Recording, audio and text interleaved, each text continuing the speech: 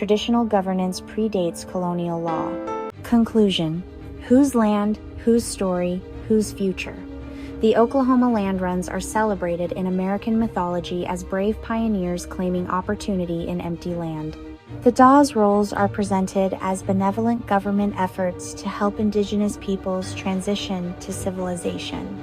The rejection of Washitaw and Muir sovereignty claims is framed as courts preventing fake Indians from exploiting the system. But when we center the voices and histories of those who were dispossessed, a different story emerges. Land runs were land theft from territories that had been cleared through documentation violence, broken treaties, and forced reclassification. The Dawes Rolls were weapons that fragmented resistance, erased dark-skinned Indigenous peoples, and created divisions that served colonial interests 130 years later. Court rejections of sovereignty claims reveal the inadequacy of colonial legal systems, not the illegitimacy of Indigenous nations whose existence challenges racial categories.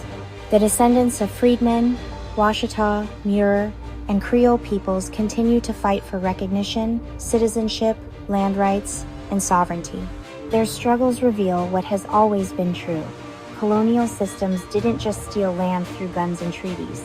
They stole it through paperwork, through categories, through documentation that reclassified peoples out of existence. Understanding this history means recognizing that unassigned lands were never empty, that freedmen are Indigenous peoples denied full citizenship, that Washitaw sovereignty doesn't require federal recognition, and that the Dawes Rolls accomplished exactly what they were designed to do: fragment, dispossess, and divide.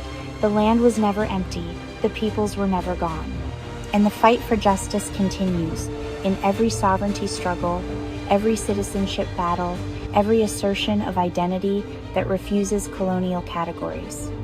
This article is part of the Colonial Reclassification series, examining how documentation systems weaponize racial categories to fragment Indigenous resistance and facilitate land theft. For more on how these patterns echo across the African diaspora and Indigenous Americas, visit Livity Blog.